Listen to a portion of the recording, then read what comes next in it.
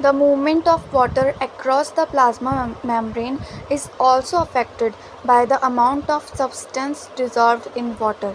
Thus, osmosis is the net diffusion of water across a selectively permeable membrane toward a higher solute concentration.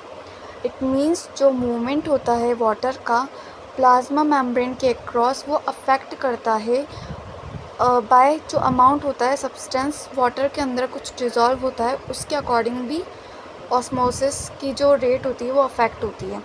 दस osmosis का जो osmosis क्या है, net diffusion of water, मतलब जिस तरफ सॉल्यूट कंसंट्रेशन ज़्यादा होगा उस तरफ ऑस्मोसिस मतलब वाटर मॉलिक्यूल्स का मूवमेंट ज़्यादा होगा। What will happen if we put an animal cell or a plant cell into a solution of sugar or salt in water? Now क्या होगा अगर हम किसी एनिमल या किसी प्लांट सेल को शुगर या नमक के सॉल्यूशन में डालें तो क्या होगा? If the medium surrounding the cell has a higher water concentration than the cell, meaning that the outside solution is very dilute, the cell will gain water by osmosis. Such a solution is known as a hypotonic solution.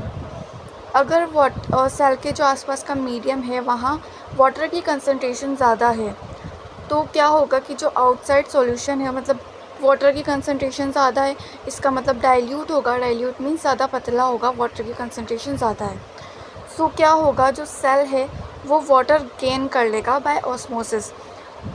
Cell के बाहर water का concentration, not solute concentration, water का concentration ज़्यादा है तो अब osmosis मतलब movement किधर होगा वाटर का, वहीं जहाँ कंसंट्रेशन कम है तो सेल के अंदर जाएगा वाटर, तो सेल क्या करेगा, गेन कर लेगा वाटर। तो ऐसे सॉल्यूशन को हम बोलेंगे हाइपोटोनिक सॉल्यूशन।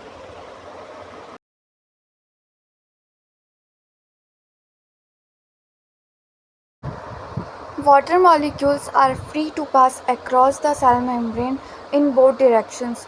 वाटर मॉलिक्यूल्स जो होते हैं वो दोनों डायरेक्शन में मूव करने के लिए फ्री होते हैं, but more water will come into the cell than will leave. लेकिन वाटर जो है वो सेल के अंदर ज़्यादा जाएगा, ना कि उससे बाहर निकलेगा। The net overall result is that water enters the cell is likely to swell up. और जो रिज़ल्ट निकलेगा वो उसमें क्या होगा कि वाटर ज़्यादा से ज़्यादा सेल के अंदर जाएगा एंड सेल जो है स्वेल हो जाएगा, मीन्स फूल जाएगा।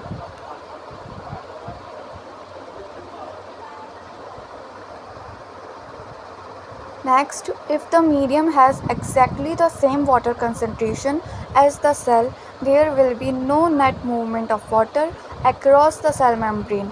Such a solution is known as isotonic solution. अगर मीडियम और उसके सराउंडिंग का जो वाटर कंसंट्रेशन है वो एग्जैक्टली सेम है, बराबर है, इट मीन्स वो बैलेंस्ड है, तो वहाँ पर जो है मूवमेंट नहीं होगी वाटर मॉलिक्यूल्स की across the cell membrane.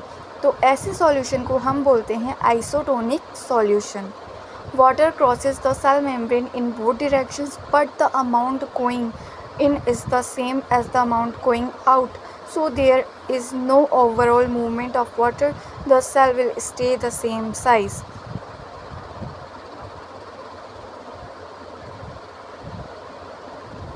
If the medium has a lower concentration of water than the cell, meaning that it is a very concentrated solution, the cell will lose water by osmosis. Such a solution is known as hypertonic solution. अगर medium में cell से ज़्यादा low concentration है water का, तो अब इसमें क्या होगा कि जो बाहर के मीडियम का जो वाटर का कंसंट्रेशन है तो वहाँ पे वो कंसंट्रेटेड है। द सेल विल लूज, तो सेल क्या करेगा, लूज़ कर देगा water by the process of osmosis. तो ऐसे सॉल्यूशन को हम बोलते हैं hypertonic solution. Again water crosses the cell membrane in both direction, but this time more water will leave the cell then enters it, therefore the cell will shrink. अब इस case में क्या होगा कि ज़्यादा वाटर सेल से बाहर निकलेगा तो नॉर्मल सी बात है कि सेल श्रिंक कर जाएगा।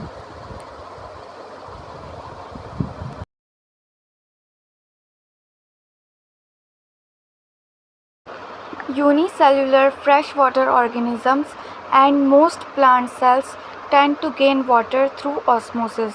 Absorption of water by plant roots is also an example of osmosis. जो यूनिसेल्युलर फ्रेश वाटर ऑर्गेनिजम्स होते हैं और जो ज़्यादातर प्लांट सेल्स होते हैं उनके पास टेंडेंसी होती है वाटर को गेन करने की through the process of osmosis.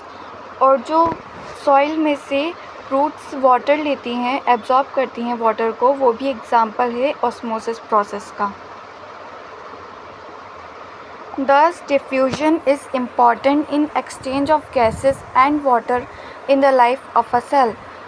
Thus, जो diffusion process होता है वो important होता है in exchange of gases and water एक cell की life के लिए। In addition to this, the cell also obtains nutrition from its environment. Cell अपने environment से भी nutrition लेता है। Different molecules move in and out of the cell through a type of transport requiring use of energy. The plasma membrane is flexible and is made up of organic molecules called lipids and proteins. Plasma membrane flexible होती है और वो organic molecule से मिलकर बनी होती है जो कि लिपिड एंड प्रोटीन्स हैं। However, we can observe the structure of the plasma membrane only through an electron microscope. It means हम प्लाज्मा मेम्ब्रेन का स्ट्रक्चर ओनली इलेक्ट्रॉन माइक्रोस्कोप में देख सकते हैं। The flexibility of the cell membrane also enables the cell to engulf the food and other material from its external environment. Such processes are known as endocytosis. Cell membrane की flexibility की वजह से cell engulf कर सकता है food को और other material को उसके एक्सटर्नल एनवायरनमेंट से, और इस प्रोसेस को बोलते हैं एंडोसाइटोसिस। एंड अमीबा एक्वायर करता है अपना फूड थ्रू दिस प्रोसेस।